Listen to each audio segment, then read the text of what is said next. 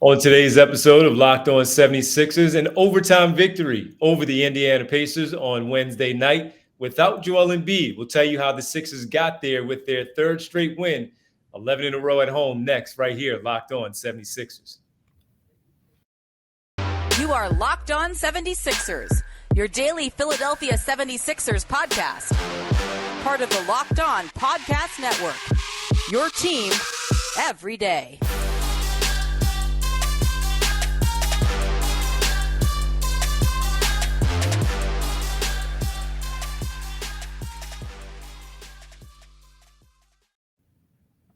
Welcome, you are Locked On 76ers. I'm Devon Givens from 97.5 The Fanatic Radio in Philadelphia, alongside my co-host and partner, as always, from the Inquirer.com, Sixers beat writer Keith Pompey. Keith, overtime victory in South Philly. What's up, man? Yo, what's up? Yeah, it was a good one. What they won, 129 to 126 over the Pacers. 3-point victory in OT, and they trailed towards the end. Two defensive plays down the stretch for the Sixers in regulation to force overtime at 120. And then they had the extra 3 points over the Pacers in OT. We'll tell you how we got there, what really stood out, and some of the players in terms of Matisse Thybulle getting more minutes like Keith wants. Montrezl Harrell, no Joel Embiid, stepping in a big way, and a collective team win in this one as the Sixers collect the victory. We got to thank everybody for making Locked On 76ers your first listen every day. Remember, Locked On 76ers is free and available on all platforms, including right here at YouTube on Locked On 76ers. Well, Keith, as you said, a 3-point victory, 129-126. 7 players in double figures. No Joel Embiid, who had the night off, as you reported, with left foot soreness. So he took the night off. Next game for the Sixers on Friday. We'll see if he's back. But they got 7 players in double figures, man. This was a team win and up by as much as 13. Disappointed to see that they allowed that to happen. They did pull the win out. What stood out to you? I mean, the play of really what stood out to me was the play of Montrezl Harrell. We look at Tobias Harris. You say what Tobias did. He had a double-double. He had 19 and 10. James Harden was the leading scorer with 26 points. But Montrezl Harrell, to me, was a beast. I mean, we know he brings energy. We know he does a lot of things. But there's a guy that finished with a season-high 19 points, a season-high 4 blocks. He shot 8 from 9 from the field. He made his first 8 baskets, man. And the last one he missed was in, 50-something seconds left in overtime, a tip-in that he could have had, right? To me, he brought that energy. That really stood out. Another thing that stood out to me was Matisse Thybulle. Matisse played 20 minutes, 21 minutes, and 22 seconds. The crazy part is when he plays that amount of minutes, the 76ers are 8-0 when he plays at least 20 minutes a game. So I felt like he brought it. He's a guy that played 20 minutes, but he was also a game best plus 14 in those 20 minutes. So when you look at it, like you said, the balance, they got to clean up those turnovers that they had at the end. But the balance and Matisse and Montrez and the overall play of the bench, to me, was the difference in that game. It's crazy that you bring up the turnovers because it ended up with 11. I think it was 11 and 11 points the Pacers made off of the 11 turnovers. And Keith, they had 6 in the fourth quarter. So through 3 quarters, they had 5 turnovers, only 5 turnovers. And that's pretty darn good. And that's why they were able to have a 13-point lead, to have a big lead going into there, to knock down those threes, get those extra shots. They had 98 field goal attempts. And we talk about it a lot, where they might be a minus 10, where that's disappointing because you're coughing the ball up. So you're giving the opponent other opportunities to score the basketball. Them tonight protecting the rock the way that they did, unfortunately, in the fourth, where they dropped that quarter by 13. And look, man, you're right. Good minutes from Matisse Thybulle, really good minutes from Montrezl Harrell, and that 8 for 8 to start it off, that ninth tip-in opportunity not there for him. But it was really the 4 block shots too, man, because that's not what he's known for. He's not a defender. He's not known for that. He's known for you can go right at him in the paint and get points on him because he's not a defender. So the energy that he brought, that it's infectious, man. He'll get a dunk and 2 points early on in the game, and you're like, dude, settle down. You just had 2 points, and you don't need to get so excited. But that's who he is. That's how he plays. And tonight, man, you're right. It really showed, and they needed it in a big way because no Joel Embiid there tonight. Yeah, that was huge. That was huge. What did you make of the lineup that Doc Rivers decided to start with? Because no Embiid, so he went with Tucker remaining there, playing Miles Turner at the 5, and Indiana goes small with Neesmith as their biggest player at 6'6". Everyone else is 6'6" and down, and Tyrese Halliburton 6'5", Buddy Hield 6'4", and Andrew Nembhard, the rookie from Gonzaga, a 6'3", 6'4" player. I thought that he was going to start with Montrezl Harrell. He decided to go with Tyrese Maxey, put him back in the starting lineup. And it was a good call because they used their speed, they used their pace to get up and down the floor. Indiana is one of the top teams in the league in transition buckets. So I give Doc Rivers credit for going with that 3-guard lineup to start off. Yeah, it's not really surprising because when you look at Doc Rivers, when you think of what he's done in the past, right? So you like, who was it? Typically it just seems like he goes a little different. He likes his backup centers to always stay the backup centers, and then he'll start somebody else in their place.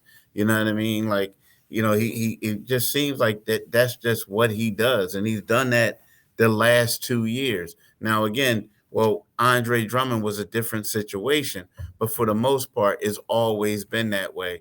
And when you look at it, and some people say it is kind of surprising, but then you have a guy like Montrez who says he kind of prefers to come off the bench because he can look at the game, he can see what's going on, and then he comes in and he can bring that energy, right? He said he got that from Lou Will. Lou Will told him that this is a role that you're going to have and you can thrive in it. So I understand that. But yeah, I mean, the thing is, it got to a point where I looked at it when Montrez was in there, it seemed like things flowed a little bit better than when PJ Tucker was in there. Now, I know PJ got a little injury. He got checked out and he came back.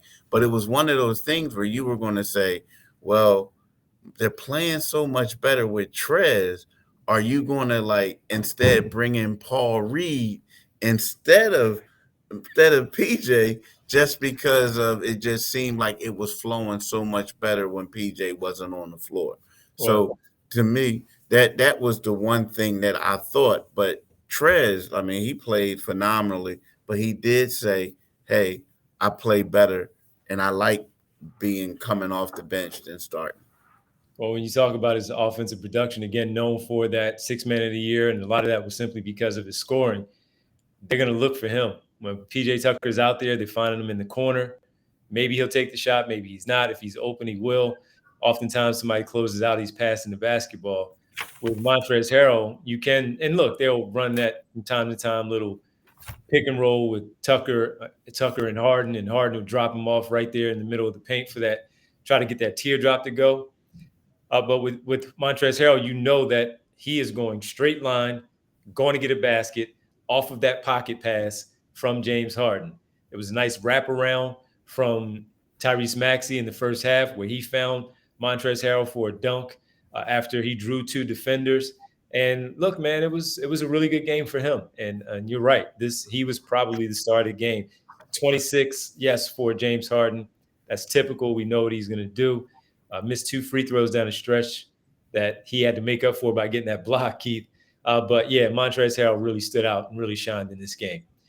We'll come back and we'll get into a little bit more of the game last night for the Sixers and what really stood out as this team, again, 7 players in double figures. Pretty good win. Disappointing in the fact of how they gave up the lead, but able to hold on to it. We'll tap into a little bit more of what took place in the game next, right here on Locked On 76ers. But after you have a long night like last night for Keith and I, as we deal with our show, our writing for the game, we need something to give us a little bit of a pep in our step as we start things off for the day. And as part of our new year as well, if you're looking for a delicious treat while you're hanging out late or getting an early start, but don't want all of the fat and calories, then you got to try a Built Bar. When you just get through the holidays and you know your goal is to eat a little bit healthier this year, if you're like me, when you want to eat healthier but don't want to compromise the taste, then man, I got the right thing for you. You got to try Built. With Built, healthy is actually tasty. Seriously, they're so delicious, you won't think they're good for you at all. Perfect for your New Year's resolution. What make Built bars so good? Well, for starters, they're all covered in 100% real chocolate. That's correct. Real chocolate. And they come in unbelievably flavors like churro, peanut butter brownie, and coconut almond. And now you don't need to wait around to get a box. For years, we've been talking about ordering your Built bars at built.com.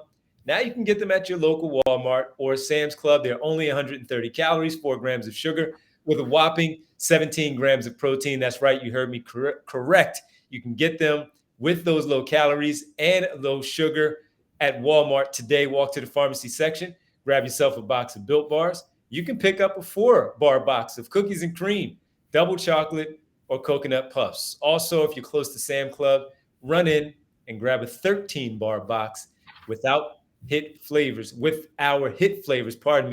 brownie batter and churro. Folks, you can thank me later. Enjoy your Built bar. Welcome back, Locked On 76ers here with us. Now, thank you for making Locked On 76ers your first listen. Now, for your next, check out the Locked On Now podcast, nightly recaps of every NBA game with analysis from our local experts. It's free and available wherever you get your podcast. All right, Keith, looking at this, man, the home win streak once again, now up to 11. They've won 15 of their last 16 at home, and they've just been really tough to beat back here in Philadelphia. And as we've talked about before, with the tough stretches they have in March, 17 games in March, 5 at home, 12 on the road. These are important to get these types of W's.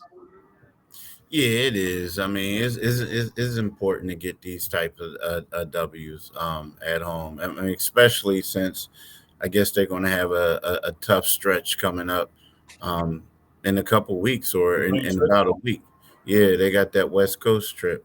So, I mean, this was a big one. I mean, like, as you mentioned, they got 11 at home. I mean, I think the big thing is, unfortunately, Joel didn't play for the 76ers because, right now, like, I'm one of these guys. I think, I'm going to be honest with you. I think that the regular season is not going to, like, I think a lot is for the Sixers is Eastern Conference Finals or bust. That's just my thing when it comes down to this season. It's so much at stake right now. But these next couple games, at least this month, I think that for them, it's one of those things where you want to be able to see what your full roster is like before the trade deadline on February the 9th. So you can make some adjustments and see who fits, who doesn't, things like that. And unfortunately for them, Joel didn't get to play because of that. However, I feel like that with Joel Embiid, when he does miss games, it's big for them to get these victories because you can see and guys will get confident and then they can play. And for a guy like Trez, I think that this was a big game for him because let's face it, the knock is what can he do? Is he going to be small enough? Is he going to be able to bring these energy? Even though he was or is the 2000 sixth man of the year, the knock has been is can he defend bigger guys and what can he do in the playoffs? So, yeah, I feel like I would like to see the 76ers go full stab so you can see what they can do. But at the same time, this was a big game for Trez and for the Sixers in regards to confidence. And we saw pockets last night too, Keith, where others stood out. Like Shake Milton came in early and he did his thing where he had a stretch of a few baskets there. Matisse Thybulle had 5 consecutive points at the end of the third quarter, and then the first 2 points of the fourth quarter, where he got those points after not scoring at all. As you mentioned, with his solid play last night, he didn't score at all in the first half, really through the first 3 quarters into that 3-pointer that he made. And you just saw guys just do their part. And a big team win where 26 for Harden. Yeah, 3 players with 19 points, DeAnthony Melton, Tobias Harris, doing big things, big moments where Tobias Harris with the big offensive rebound there, Keith, at the end to even the score at 120. DeAnthony Melton hitting that big three in overtime to give them the lead, and they never gave it up. Everybody played a part in that one. And as you said, it's good to see because they are starting to maybe Doc Rivers is able to really define some roles if if Harrell is able to play this way, where he can now get the nod more so over Paul Reed. And we've seen that as of late. As he played well tonight, he has gotten the call more often than not over Paul Reed anyway. Yeah, he has. I mean, he has more often than not over Paul Reed. I mean, I just feel like, Harrell is more of an energy guy. Now, who knows? It can always change, right? Yeah. But he's more experienced. He does stuff. If you notice, the thing that really impressed me about him this night was just how the way he communicated. Like, he communicated a lot on the defensive end. Montrezl Harrell? Yeah, Montrezl Harrell, he was extremely engaged. I mean, and he was extremely active too. I mean, you saw that, like, he got the first block and then he was crashing the board, getting rebounds, doing a lot of different things. And I feel like, as long as he plays that way, especially when you got guys on the defensive-minded guys on the floor, he's going to be okay. At least for right now. But again, everything is fluid, as we know, with Doc Rivers and everything. So we see Paul Reed playing if Trez has a string of back-to-back poor games. Mm-hmm. So, yeah, I think everything is working out. All right. Well, listen, man, on the other side, our final segment here, Keith, we will talk about where they are in the standings. Some big games last night also. Brooklyn had their win streak snap. We'll tell you what's up next. Chicago coming in on Friday, and they're the ones who took down the Brooklyn Nets last night. We'll discuss it all, break it down, final segment right here on Locked On 76ers. And as we get into the new year, small businesses are really trying to make sure that they do the right thing to kick off their year right with their businesses and, of course, with their hires. And as small business owners or hiring managers, you know that success in 2023 all depends on the team members you surround yourself with. That's why you have to check out LinkedIn Jobs. With LinkedIn Jobs, you can hire qualified candidates more efficiently by matching open roles with people who have the skills, values, and experiences to help you achieve your goals. I know that's very important to you. It would be for me with my business as well if I'm doing that. People who are like-minded like me and have the same type of goals of succeeding, not just in 2023, but overall going forward. LinkedIn Jobs helps you quickly attract qualified candidates to your open jobs with targeted tools. They go beyond resume data by using insights from your job post, company, and their 875M member, that's 875 million member profiles, to put your post in front of the most qualified candidates. Identify the most qualified candidates on LinkedIn Jobs and connect them with fast and for free. LinkedIn Jobs make it easy to screen and rate applicants based on your job qualifications, all on one platform. It's why small businesses rate LinkedIn Jobs #1 in delivering quality hires versus leading competitors. LinkedIn Jobs helps you find the qualified candidates you want to talk to faster. Post your job for free at linkedin.com/lockedonnba. That's linkedin.com/lockedonnba to post your job for free. Terms and conditions apply. Welcome back, Locked On 76ers. That's Keith Pompey. I'm Devon Givens here with you on Locked On 76ers. Sixers win last night by 3 in overtime over the Pacers. They are now 23-14, Keith, 9 games over 500, still 5th in the Eastern Conference standings, but they have 3 games over the Knicks and the Pacers, who have the identical record right there behind the Sixers. Sixers only 2.5 games out of first place. Brooklyn lost last night.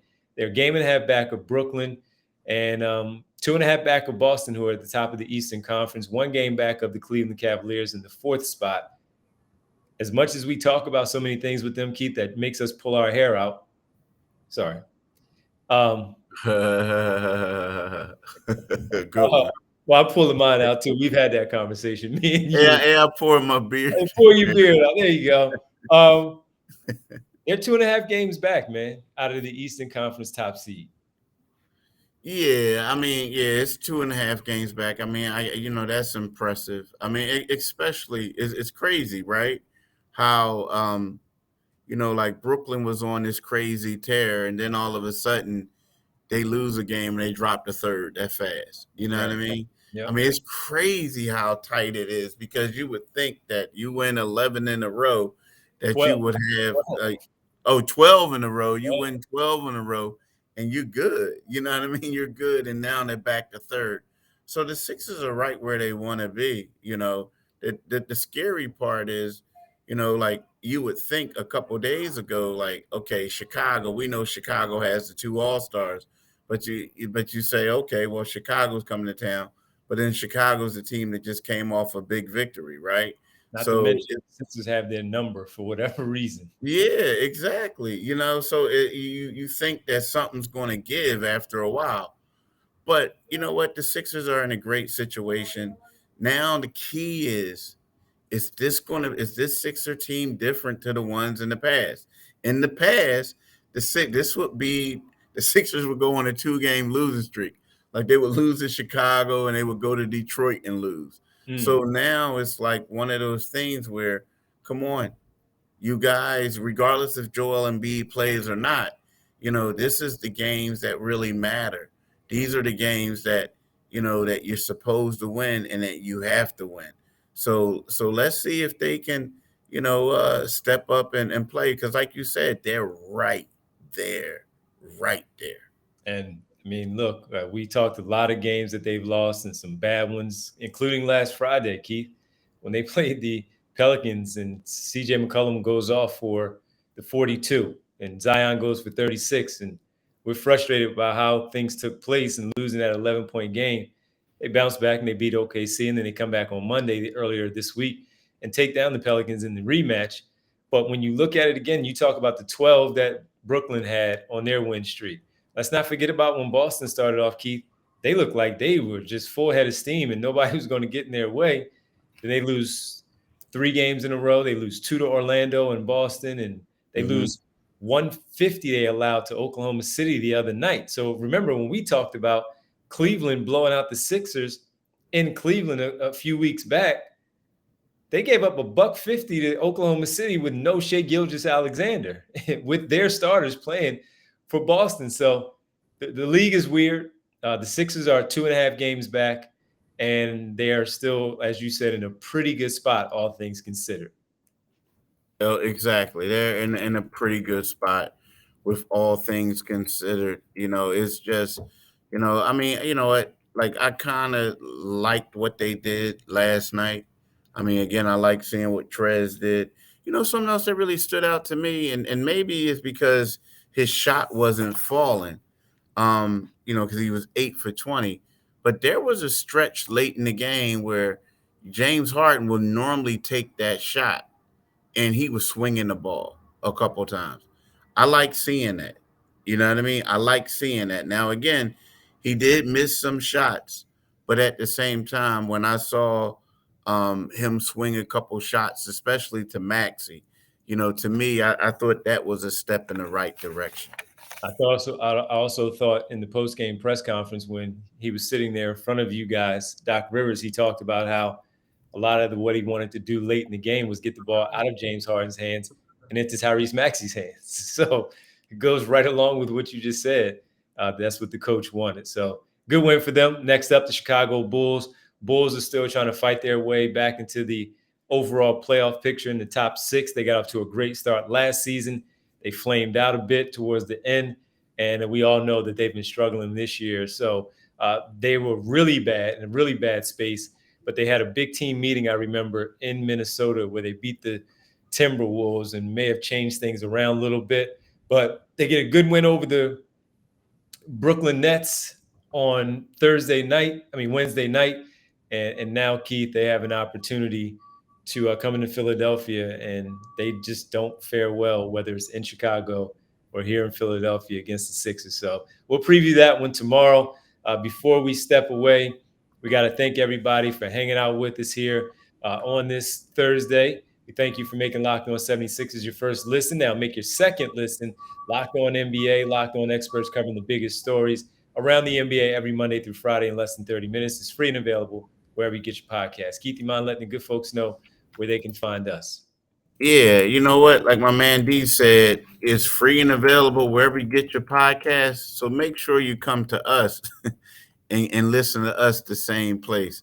Or wherever you go and get your podcast at. Yeah. Also, when you click on our YouTube channel and you get our YouTube channel, make sure you click on the Liberty Bell and you become a new subscriber. And with that, whenever we post a podcast, you will get an alert and it'll let you know when our podcasts or new podcasts are out there. But also, do yourself a favor and listen to my man Devon G at the Divine Giving Show from 10:15 to midnight tonight. I know you can stay up late and listen to the man and this and that. But also what you need to do is follow him on Twitter at Divine G975. Follow me on Twitter at Pompey on Sixers.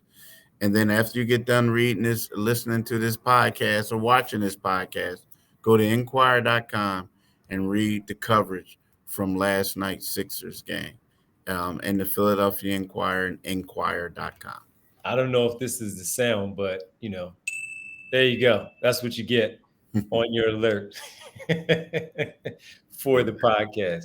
Keith, thanks, man. Appreciate it. We'll talk tomorrow. Preview the Bulls and the Sixers Friday night, final game of the 3-game homestand. Thanks, man. All right, brother. Peace. You got it.